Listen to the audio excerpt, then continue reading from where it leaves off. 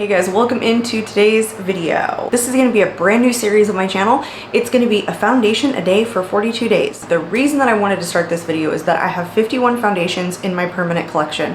It's the number 2 item, maybe number 1 right now, of makeup that I really like testing. I'm really into testing new foundations. It switches back and forth usually between blush, eyeshadow, and foundation, my 3 favorite makeup categories, probably a lot of people's favorite makeup categories. But 51 foundations is just too much for me to have in my collection. I recently did a makeup declutter, and I will link that up in the cards, where I went through my whole collection and I decluttered, breaking some of my makeup into 3 different categories: keep, declutter, and then I made up a third, which was items that I want to keep for reference but I'm going to take out of my permanent collection and move into the closet, where I keep makeup that I think is popular, relevant, things that I may want to reference in future videos but that I don't want to use in my personal everyday life. But I did not do that with foundation. And recently I've gone through a really big skin change. In the last 8 months to a year, I have gone from really dry skin to very oily skin, and a lot of foundations that used to work for me that were more on the dewy natural finish side just aren't working these days. So I'm grabbing and loving more matte foundations. So some of my foundations in my collection predate my skin change. So the reason for this series, I don't want to just declutter foundations based on memory. I want to retest a lot of them because some of them are pretty expensive, some of them I may re-love, some of them I may not like or may not work for me now, and it's time to make that determination. So while I have 51 foundations in my collection, this is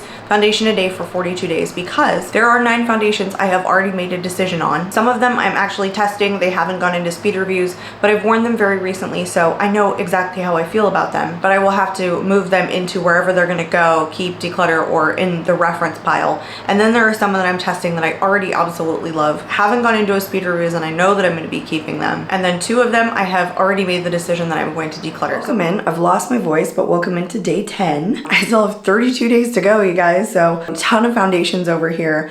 Haven't had as much time to film these as I wanted to, but today we're doing the KVD Good Apple Balm Foundation, or Foundation Balm, I think it's called. So let's just hop right into it. Full wear test we're gonna do today. It's pretty early in the morning. So let's talk about this really quickly, and then I will go into telling you guys what I remember about this foundation. It's called the Good Apple Skin Perfecting Foundation Balm. It retails right now for $42.50. It comes in 40 shades. This is 0.35 ounces. I have mine in the shade Light 012.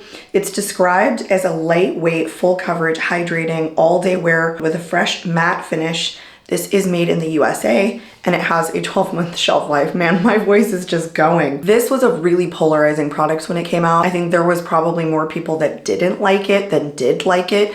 I happen to be one of the people that really enjoyed this. I think the thing with this is less is more. This does have a bit of oils in it, and there were some folks that were like putting this on like a paper or something and letting it sit out so they could demonstrate how much oils were really coming from this foundation balm. I personally didn't mind it, especially when I had really dry skin. Now that my skin is more oily, I'm definitely interested to see how long this lasts, or doesn't for that matter. But I have liked this foundation enough that I have taken it traveling with me. Again, I think the thing with this product is you have to go in with a lighter layer. I think this has a tendency to build up and really look heavy and cakey on the skin, even though it has a ton of oils in it. I have personally made that mistake before. The way that I typically do my applications for these wear tests is that I apply one side with a brush and one side with a sponge. With this particular product, I actually dip right into the product and apply with a brush only. I really don't think it's thin enough of a formula to really blend in with a sponge well. I think you can, but I just really prefer it with a brush. So that's what we're gonna do. I'm gonna apply this with a brush, show you guys what a light layer looks like.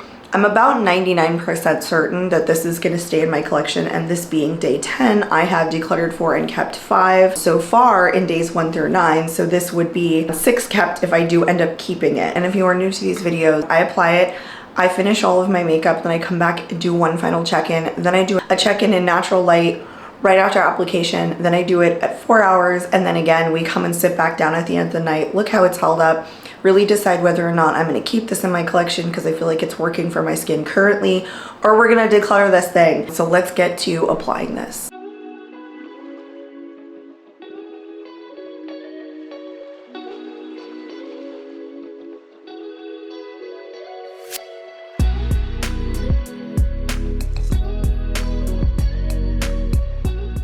So I just did one side. It's pretty darn full coverage. I mean, I think I got medium to full coverage. This is as much as I'm gonna apply. I don't think it's a smoothing formula. I just like the way that it wears because I think the overall finish, even though it's like full coverage, it's still kind of satin finish looking.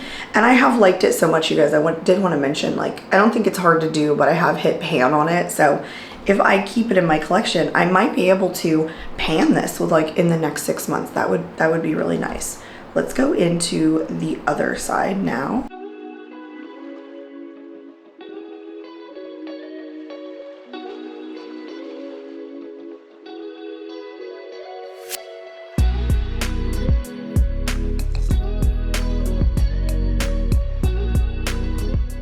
Even though I said less is more with this, I still feel like I went in with a pretty decent amount. I don't think I went in super light. I think you can go even lighter than I did. I'm typically not a huge fan of balms, and maybe that's the attraction for me with this product, is that out of all the balms that I have tested and decluttered, I preferred this one the best. I just felt like this one gave me the kind of coverage that I'm really looking for, which is usually medium to full coverage, more of a satin finish. So it's probably gotta be my favorite balm that I've ever tested. I am filming another video this morning, so I will come back having tested some other products, and then we'll do one final check-in to see how the complexion is looking after about 30 or 40 minutes, concealer and powder on top of it, and then I will go about my day and start the wear test. I am all finished filming that video testing a bunch of new products.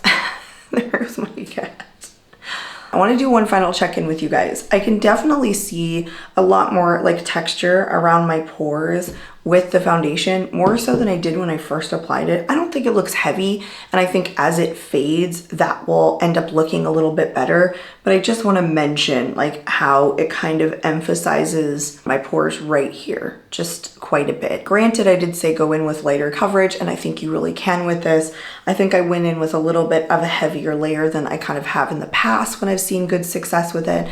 I still think it's pretty though, but I think the formula for me just works really well because it's full coverage but not over drying. And again, when a balm works for me, when balms don't typically work, or I don't necessarily love the way that the finish looks on my face, I feel like it validates my keeping it just a little bit more. So these are my first impressions of putting this on, you guys. I definitely want to go do a check-in for you in natural light so you can maybe see kind of some of these pores, just a little bit of texture. We'll do it again at 4 hours to see if that's kind of like dissipated as the foundation has had time to settle in. Now he's attacking the door, and then we'll come back at the 8-hour mark and we can see how the foundation is holding up. Sometimes I don't make it back up here at 8 hours. Sometimes it ends up being 9, 10, 10 and a half, really just depending upon like what I end up having to do for the days. But without further ado, I will see you guys later. Welcome back to the full day's wear test of the KVD Good Apple Foundation Balm.